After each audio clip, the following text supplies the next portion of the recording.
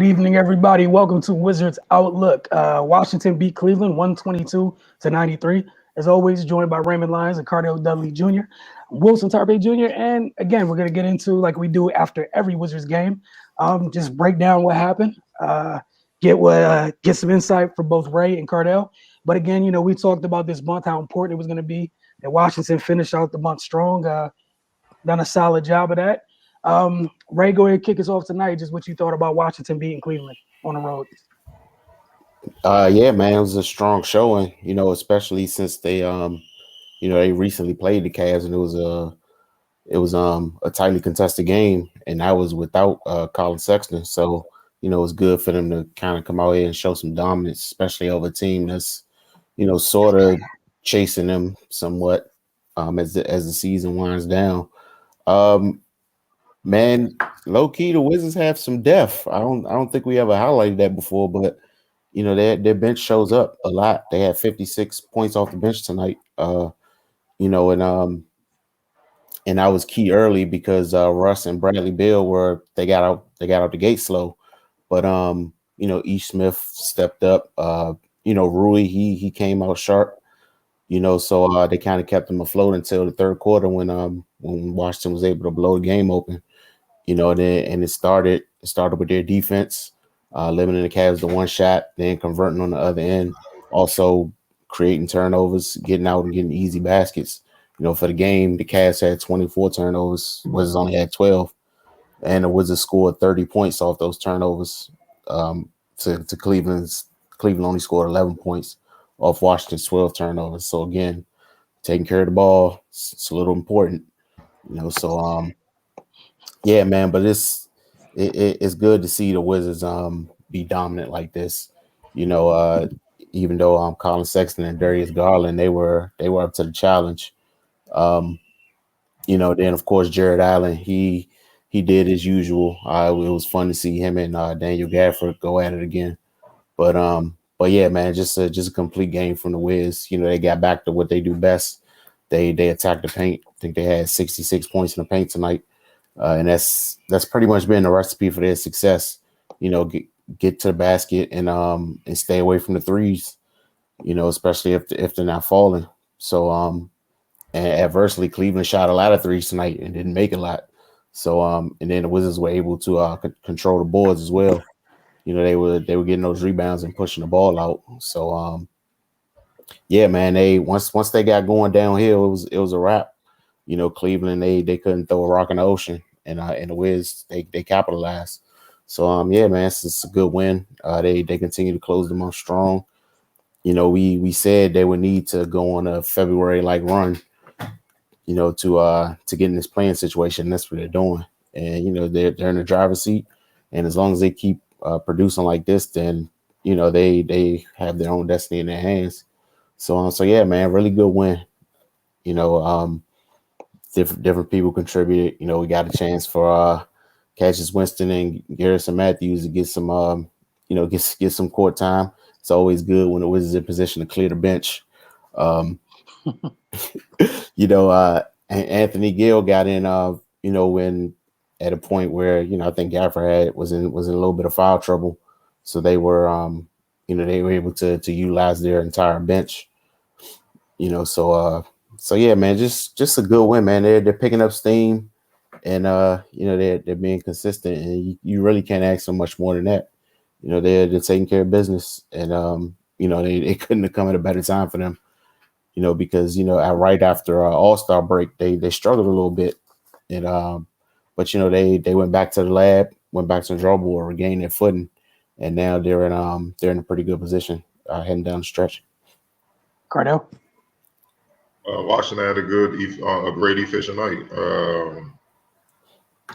They're aware it was a back to back. They know they got another game against a playoff team coming in tomorrow. So they came in here in kill mode, which is what I love. They didn't play with these young boys. I know Sexton and Garland. They gave them a run for their money early, but once the Wizards locked down on defense in the second and third quarter, which is ironic, they did the same thing to the Lakers Wednesday night. They only allowed with 38 points in two quarters in the second and third quarter. That that was game right there because the Cavs could not guard them. That's why they had 66 points in the paint. They was getting by those guys at will. You know what I mean? So once they locked in and slowed down Garland and Sexton, the game was over. You know what I mean? And the balanced attack, it was nothing the Cavs could do because it wasn't just one player you can focus on. Even with Bill and Russ not having the most efficient shooting nights, the others stepped up. Like Raymond said, the bench points 56. You got to give Neto some love, man. Neto been hooping. Like he's, I mean, he up here playing it too. He like 6 feet. You know what I mean? And getting it done. 17 points, 5 rebounds, three assists, 2 steals, 6 to 7 from the field. In only 18 minutes. And that's the beautiful part of them just jumping on the Cavs in the second half and beating the hell out of them, getting the game over with.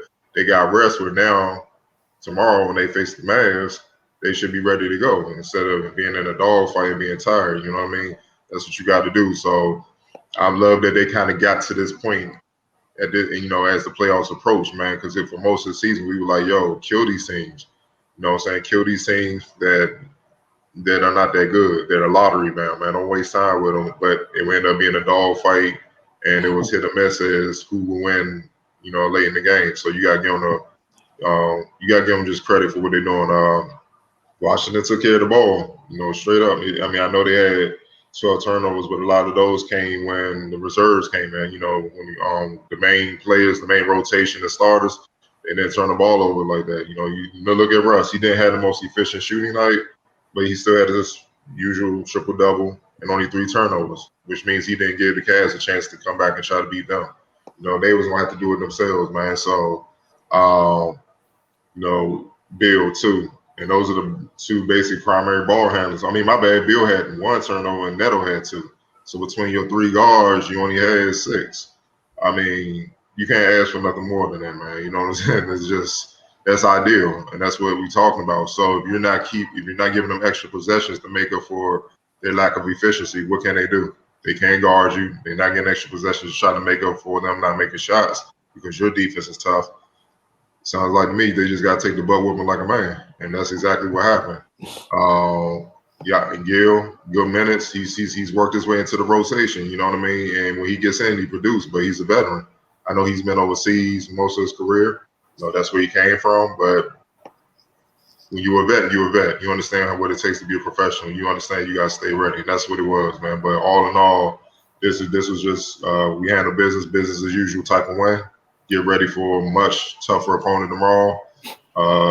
They got who I call Larry Legend Jr. coming in here tomorrow, and they in playoff mode. They trying to secure playoff seeding out west, and it's gonna be a dogfight because it seems like you know, Luka's another like DeRozan. Luka's another one of those players. When he see the Wizards, I don't know what it is. he has fun. You know, he has fun, man. You know what I mean? So they gotta be ready, and not just for him. You know, Tim Hardaway Jr. coming off a 42-point game. You know, they hot, like they on one. So it's gonna be a good game tomorrow. So I'm excited to see. But yeah, they just came to Cleveland, handle business, get these young boys up out of there. Let's move on. Yeah, to me, it was just a great way to end April. They made a move this month in the standings. Still trying to climb higher. And May starts off with a bang, like Cardell you mentioned. Tomorrow you got the Mavs. After that, you got the Pacers and the Bucks. Big games. May has no time to wait. That said, if you handle business in that 3-game stretch, who knows what the standings look like? You know, if you look up and you take care of business in this 3-game stretch, you know, we could be having a very interesting conversation after that. And I'm sorry, right after Bucks, you got the Raptors because it's a back-to-back, but 4 quick games. And almost outside of the Mavs, every one of them is an Eastern Conference opponent. Big games. Yeah, this is going to tell a lot because, look, they've been playing well, but Chicago and Toronto not going away. They only a couple games back, man. They right there, so that's why they got to keep winning, man. But the beautiful thing about the Wizards is they can move up. You know, they with a game behind the Pacers now, 2 games behind the Charlotte. So, look, man, you got to keep winning, dog. Like, I know they playing well, everybody high, but it's not in stone yet. And what is this? This about to be the 64th game tomorrow. Yeah, this race about to be ugly. So 9 games left. We're gonna see what it is. And honestly, this month, dude, this is all Eastern Conference teams. The rest is after Dallas is Eastern Conference. Like Cardell said, big games. Like they hot. Wizards hot. They won 9 out of the last 10. They hot as hell, but Pacers, yeah. Hawks. Yeah. Yeah. You gotta look at it like this. If I'm one of their opponents, it's a chance I might have to see these dudes who I'd rather play, no disrespect, I'd rather play Chicago or Toronto than to deal with Brad. I'm just being real. I'd rather get these dudes up out of this. So I ain't gotta deal with Russ and Brad because that's dangerous.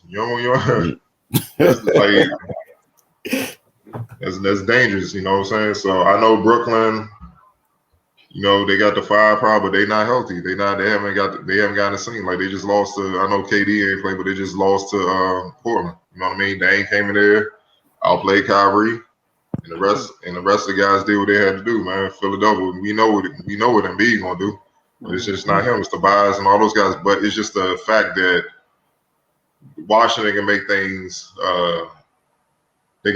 more difficult than what you would expect in the first round. Round, you like, let's get these dudes up out of here.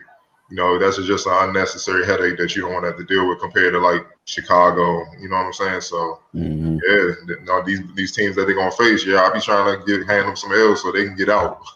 You got to deal with those guys. You would ideally, wouldn't you rather have a first round tune-up versus a first round dogfight? Yeah. Like even if you do win in 6, it's one of them things. But what did it cost you? It's like what they say they put up on the broadcast. They said if Brad Beal finished the season leading the league in scoring, Russ finishes leading the league in assists, this will be the first backcourt to lead the league in both since George Gervin and Johnny Moore back in 1981-82 season. I know someone asked that question a game or two back, man. So it's been done before. You know what I mean? But they're on track to possibly do it. That's what I'm saying. Like we got the leading scorer in the league and the top assist man who gets triple doubles every day coming in here. They're highly confident. They've been smacking everybody. It's gonna be annoying. So I'd rather not even have to deal with that. Let me deal with Chicago that's limping in here. You know what I'm saying? They don't know what they coming with game to game. Right. Instead of a veteran-led team, with some tryhards with them. Yeah, I just want to get my first round out the way. Relax, get ready for round 2. I don't want to deal with all that where I'm getting pushed and stressed and banged up and nah, man. Because if you Brooklyn or Philly, second round, you gotta deal with Milwaukee or the Knicks or somebody like that, man. Like it gets real. So I'm not trying to have a dog fight in the first round. Nah. We work hard to get the top seeds, man. We work hard, man. You want to get what goes with it, a peace of mind that goes with it for getting it, right? You don't want to get it and be like war. Like, man, I could have just got 3 and not. If I want to start off with war, could have sat at the 4. Got some rest. Got some low management games in, man. I'm up here playing all these games, man. I'm gonna get them boys about it. All right, that's it. We can go ahead and get into some of these comments.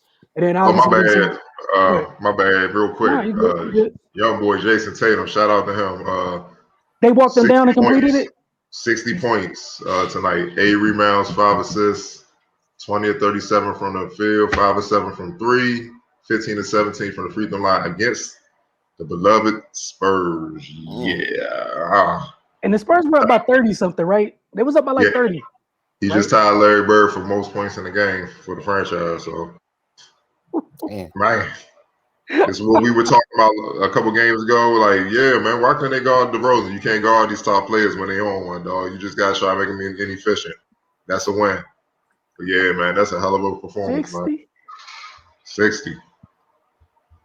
And you said 20 or 37, so he shot 50-something%.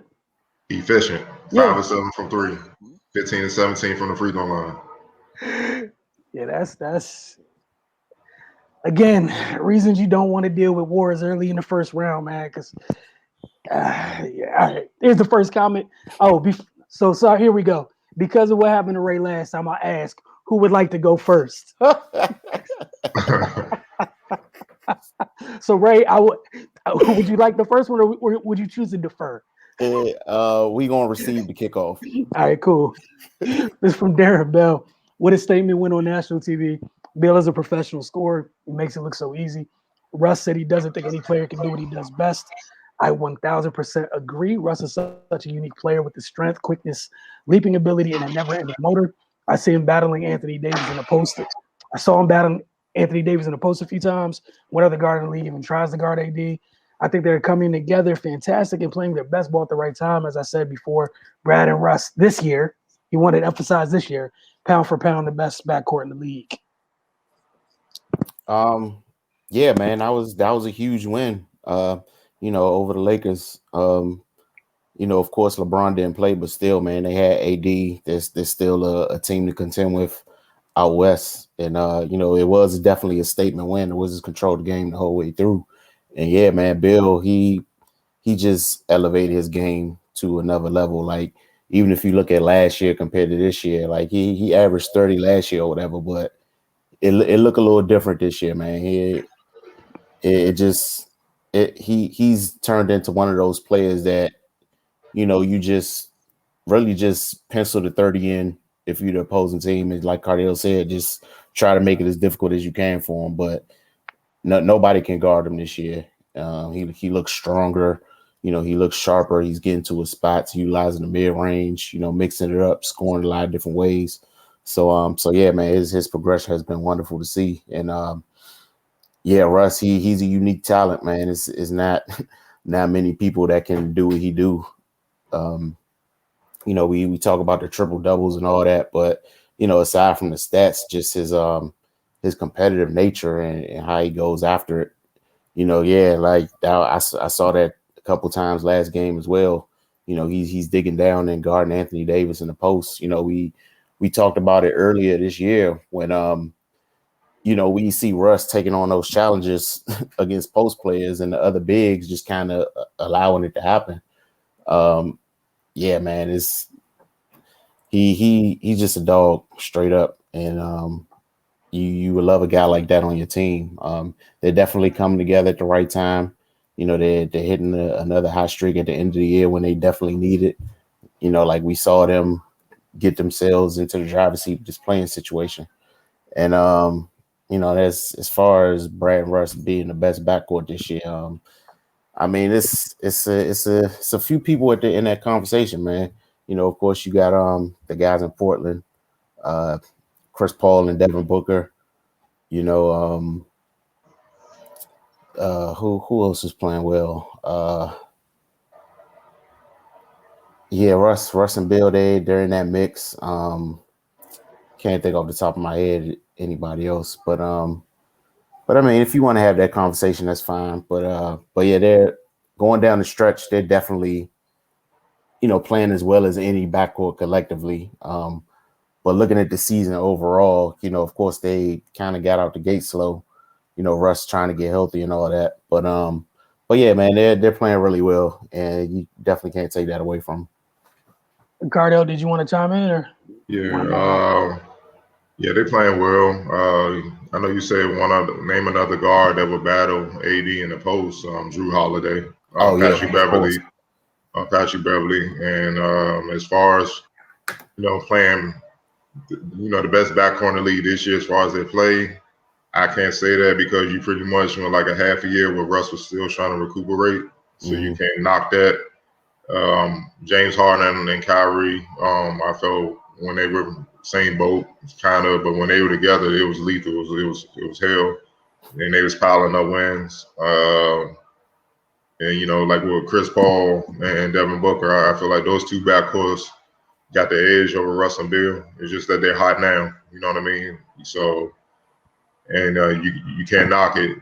Those other two backcourts been piling up wins throughout the season, and that's with a lot of injuries, a lot of turnover and stuff like that. But regardless, Brad and Russ definitely, up there for sure. And that's why the Wizards are being successful. They're leading the way. All right, Cardell, this one's for you from Spencer Mumford. I really don't like how people always compliment Russ with a subtle jab. People always include his sporadic play, poor decision-making, and ability to shoot. It's okay to just shower him with compliments when he deserves it without bringing up the negative. It's not just you guys, though. Everyone does it. LOL, just an observation I've made. I mean, yeah, if we lived in Peter Pan's world, we was in Disney and stuff like that, where we just always sing Kumbaya and just put the positive out there and all that. Yeah, I mean, we could, but those are parts of him that you gotta touch on when they show themselves in games, and especially when it results in losses. We can't just ignore it because you don't want to, see, you don't want to hear those things. Because I take it you're a Russ fan. I get it, but we gotta call it like it is. You know what I'm saying? Otherwise, what's the point? We gotta kind of get over this this mentality where everything is supposed to be always positive. Everything isn't always positive. You know what I mean? We need to get a graphic like how they got it on First Take about LeBron. He's a great father and philanthropist and all that. We got to start getting one like that about Russ, man, because these people, it's crazy. Like we said, he's an amazing player, great all-around player, first ballot. No question, it's going to be first ballot. As soon as he's able to get in, he's getting in the Hall of Fame, no question. And he's going to walk down. He's going to probably break Big O's record by the end of the season. You know what I mean? So, and that's a hell of an accomplishment. Big O is a Big O, but at the same time, yeah, the sporadic play, the poor decision making, inability to shoot, that has to be mentioned when it affects the team's ability to win. Because he's the lead guard, he has the ball in his hands, and because, like we just said, he's damn good, so he could play better. It's as simple as that, man. Ray, did you want to get in? I just find it really weird how the person listed, all they just listed 3 things that rear their ugly heads when Russ's game has negatively impacted the team's outcome, and called it a jab. No, those are things that happen. Like I don't understand why you would want us to come on here and not talk about the game as it happened and only talk about one specific part of it. If he have a 30-point triple-double with 10 turnovers and they lose, you want us to just come on here and say he had a 30-point triple-double? No, man. Like you gotta talk about everything. Like it's okay to just shower him with compliments when he deserves it. Yeah, we do that. Like we said it last game. I mean, he had a really clean game and Wizards dominated. What more do you want? We do shower him with compliments when he deserves it. But we also have to talk about the negative when it happens as well. Like I don't understand. Like, if you take a test and you get 50%, that means you got half the questions right. You think the teacher only going to talk about the questions you got right and not even address the ones you got wrong? Like that doesn't make any sense. And the other thing I would just say, anybody's critique, I would happily challenge that it's not a subtle jab. It's just simply did something wrong. We mentioned it. There's no need to jab anybody. And again, you don't hear us wasting time talking about the different stuff limited people on the roster can't do because it's not worth the time. Expect a lot out of a freaking Hall of Fame player. And again, the same things that we talk about. I challenge you, if you asked for us, he would literally offer you some semblance of or variation of the type of response that we've offered or critique as well. But hey, all right, on to Tycho. I have no complaints. Wow, y'all did a great job and was objective today. Interesting. That was a great win. Hutchinson needs more minutes. He's a potential lockdown. And I watched the full game, so don't assume we only see box scores. When we stay up late to comment on your show, Cardell, chill. Nah, I ain't gonna chill. Y'all damn sure watch the box score. We're always objective. Now we objective because we ain't say nothing negative in their eyes Wednesday. Y'all, look, man, y'all need to drive to Walgreens or CVS, get some maxi pads, call it a night, man. Y'all be killing me. Because I swear y'all got the time of the month. It's ridiculous, man. But nah, you definitely ain't watching the games because I think you were the one talking about Bertans need more shots. And we're saying now when he's inconsistent, he don't. And honestly, how the NBA works, you only gonna get so many shots as a role player anyway. It's just how it goes. Bill's gonna get however many shots he's gonna get, rightfully so. He's leading the league in scoring. He's that good. Then Russ gonna get the next amount of shots if he chooses to. You know what I mean? Because he has the ball in his hands. then it depends on the flow of the game and how the other team is playing those guys that would dictate shots. Yes, Bertans would get a certain amount of shots, but as far as him, I guess being numbered to take what I don't know what y'all expecting, because I think, if we look at his stats, if you give me a second real quick. So we look at his stats with Dave on the his Bertrand. Let's see. Trying to see how many shot attempts he did a year throughout the season. Because I feel like he's getting what is warranted. You know what I mean? So okay, he's getting 8 attempts a game, but 7 of them are threes. One more, I feel like that's what it should be. You know what I mean? Will you want him taking 15 shots and 14 of them being threes? You know what I mean? He's shooting 40%, which is elite for 3, but that's going to be the lot of misses for those shots, man. You know what I mean? And that's taking shots for someone else that could be even more efficient. It just depends on the flow and how the defense is playing and whatnot. You got Neto. Look, he's getting shots. And, you dang sure know Rui got to get shots. You see what I'm saying? Then you got the centers, Gafford, Len, Lopez. They getting shots. And if they got a rolling, they're going to get – Scott Brooks going to draw up their plays for them to get even more shots. It's just predicated on how the game is going, man. So it's hard, but it's hard. But the shots Bertans get, he need to make those. You know what I'm saying? And that's all that is. He made those in that game. He did his job. Can't say nothing wrong. But, yeah, attacking Scott Brooks, saying he need to draw more plays, especially when they win it. That's what I don't understand. Like, the results is ideal. If it ain't broke, why fix it?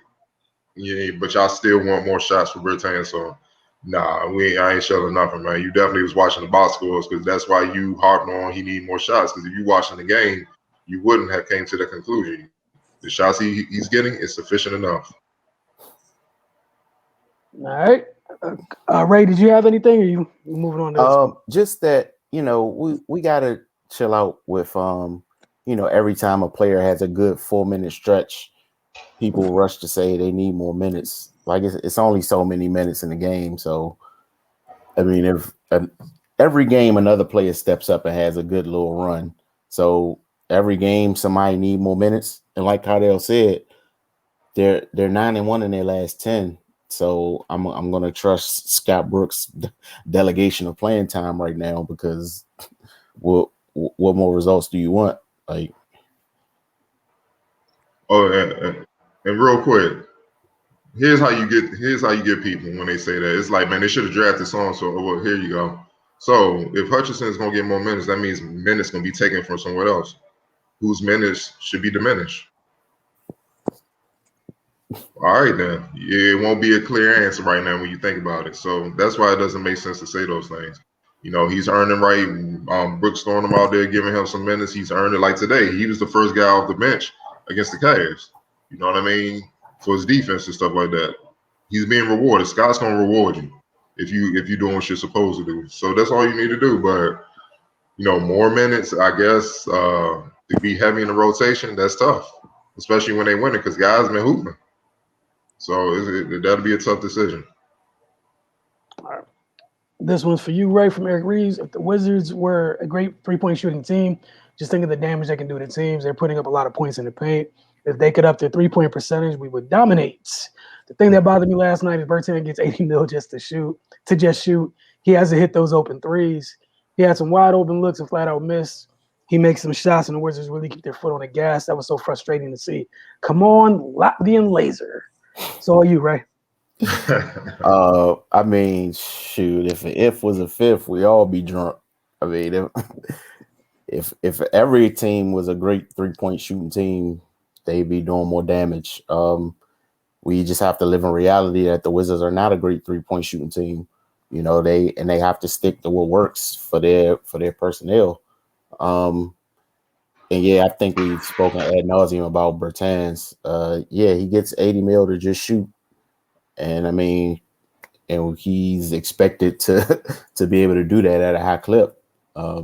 We've seen him perform up to the expectations at times, and we've seen him not perform up to expectations. So of course, when he's on, it makes things easier for them. But again, at this current time, man, they are winning, and and he definitely needs to do what his specified role is.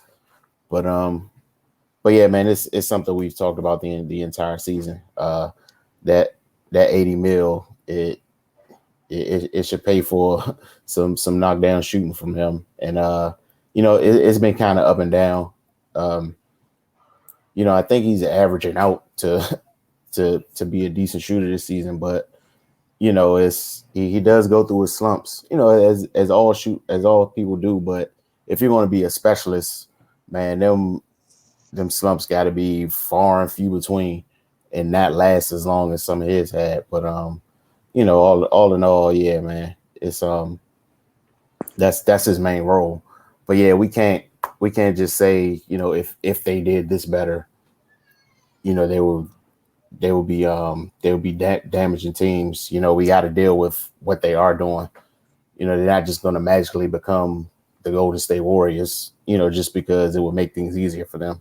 That's just not how life works, man. Their bread and butter is getting into the paint, as we've seen. Like during this winning streak, they've been dominating teams in the paint. They need to keep doing that, and if and that will open up 3-point shots. And if they get good looks, then go ahead and take them. And when they get them, they got to make them. That's all it is. And even when they were struggling, Scott Brooks will often say, I mean, we're not making threes and teams are packing the paint, and we got to make adjustments to counteract that.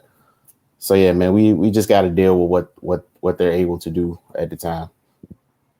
And also the reason why it's such a spotlight on him making his threes, and this is no shot, this is just what it is. He gives you nothing else. That's what specialists are. They specialize in being elite in one area. If they're not elite in that area, why are they out there? You see what I'm saying? It is what it is. Defensively, he's food. I keep saying it. Like, teams pick on him. And it ain't me. The facts are backing it up. Look, 3 rebounds a game, 0.9 assists, 0.3 blocks, 0.6 steals. Look, you just calling it like it ain't a shot at him. Look, if he was missing shots, but he was still getting boards, playing great defense and stuff like that, yeah, it wouldn't be so bad. It wouldn't be as glaring. Like, we'd be like, yeah, he was all, but he made an impact to help winning. But right now, his role is to keep the floor spread so Bill and Russ and those guys can do what they do, have one-on-one matchups, because you can't leave him. You feel what I'm saying? So if he's not hitting shots, it's going to shrink the floor. Because, like, this dude is off. You know what I'm going to do? I'm going to go focus on Bill and Russ, make their life hard, because I know they can get theirs.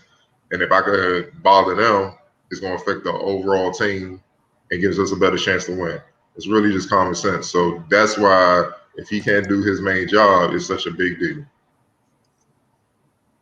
Yeah, and I would also just throw in a little bit right there. Like, that's just one of the parts that comes with it, right? It's like anybody else. With Russ, the type of all-encompassing impact that he has on a game. The problem is with him, you don't see him. It's rare that he doesn't have that same impact all the time. So, like, the one thing, because of everything that he does, the only one thing you can really point to, and again, we've never really harped on the shooting thing, because with everything that he does, nobody really cares that much. The turnovers is more of an issue than the inefficient shooting at times.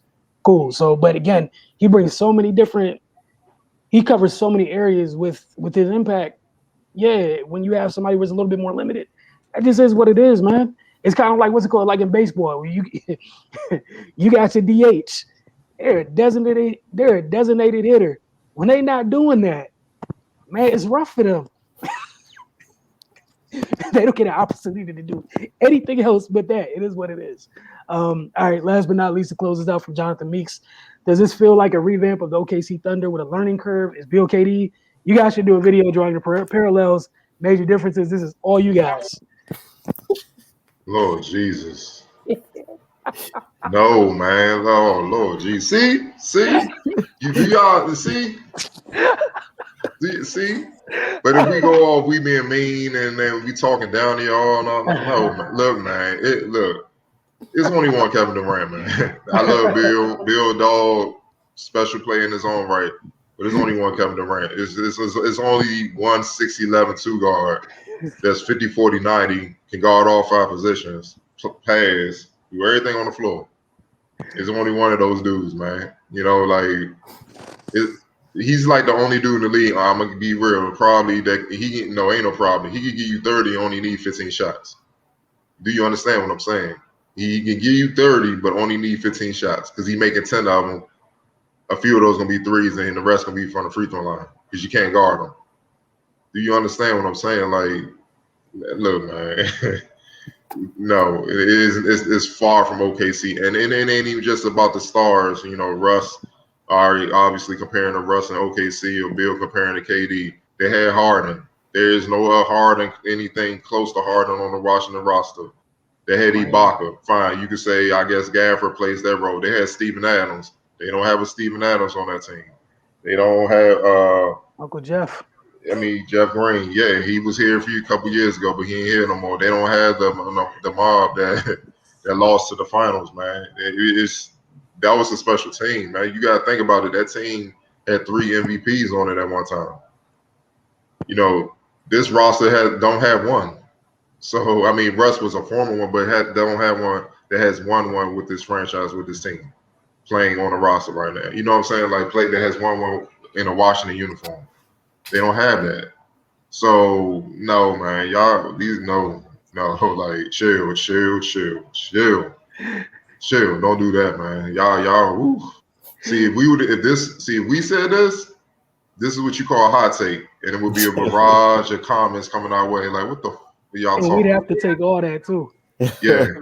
I'll be real honest. I deserve everything if I said yeah. But like, yeah, man. Like, look, the Wizards are doing well, and that's great. Nah, leave that alone. That's a different type of firepower. You know what I'm saying? No disrespect to anything here. That's some, again, we're talking about a team when we look back that had 3 freaking MVPs on it. Like, let's just, you know what I'm saying? Let's leave that alone a little bit right now. You know what I'm saying? Like, man, you know, like, it's fine. And I get the excitement. That's great. Hopefully Washington continues to handle business tomorrow. I feel like that's a great way to end for Ray, Cardell. Oh, yeah. And they had Reggie Jackson, who's starting for the Clippers. No, man. No. My bad. I had to just look at that. No, you good. One of those things. Derek Fisher, former 5-time champion, was on that team too. Derek Fisher. Cephalosha was around there too, right? Cephalosha, yeah. Oh yeah. Nick Collison, yeah. Nick Collison.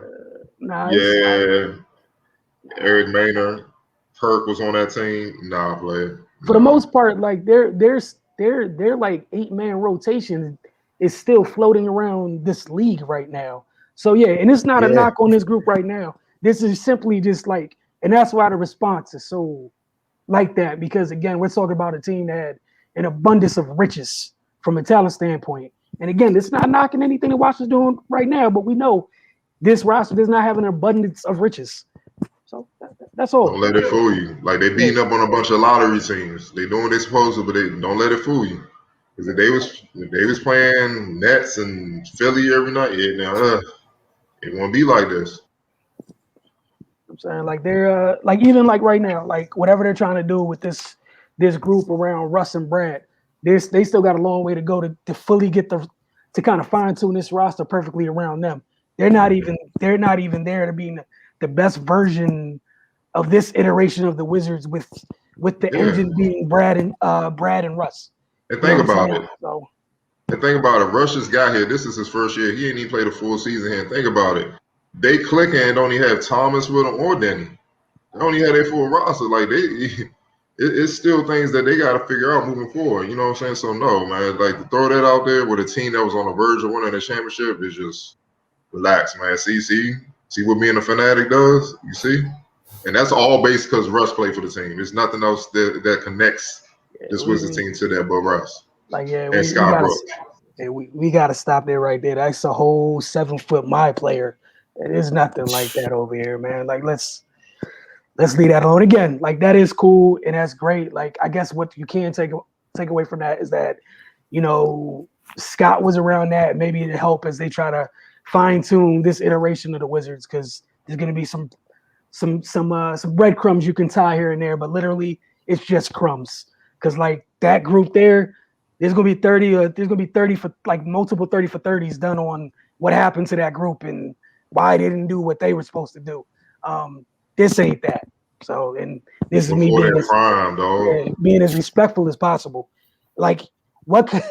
You know how cold you got to be that the band break up and 3 soloists all go platinum? Right.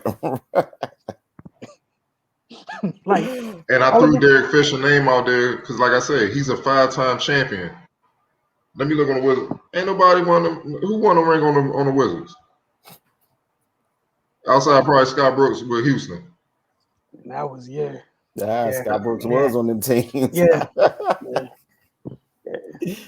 You feel what I'm saying? Like, so who won the championship? But you got to do a 5-time champ just on your roster, backing you up, giving you game, help you, speed up the learning curve and stuff like that. Because you got to understand, KD and those guys, this was before their prime. They were emerging into superstars, and then they eventually became that very quickly. But no, man, they were babies. Yeah, they were babies. This is bad. Like this is James Harden was 6 man. Yeah. This is folks literally in their prime right now. Someone on the other, you know what I'm saying, on the people in their prime. And none of those guys were. It's the best way I can say it. Thank y'all for tuning in as always. Appreciate you guys. We'll definitely talk to you guys tomorrow because the Wizards got a back-to-back. They're taking on, Luka and them are going to be here. So that's going to be fun. The Mavs are, Cardell already laid that out. He likes seeing the Wizards. The Mavs are annoying as is. And again, we just told you guys what lies ahead in May. Washington got to, you got to win more than you lose this month.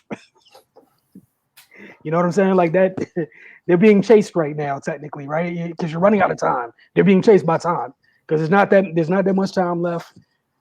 Getting down to the end of the season, and due to whatever's happened this year, these are the cards that are dealt. It's on them to make the most of it, and that's finishing strong. So April went good. Now it's about handling business in May. We'll see how that goes. It starts tomorrow. For Cardell, Raymond, and Wilson, we will see you guys tomorrow night. Thanks for hanging out with us on Wizards Outlook.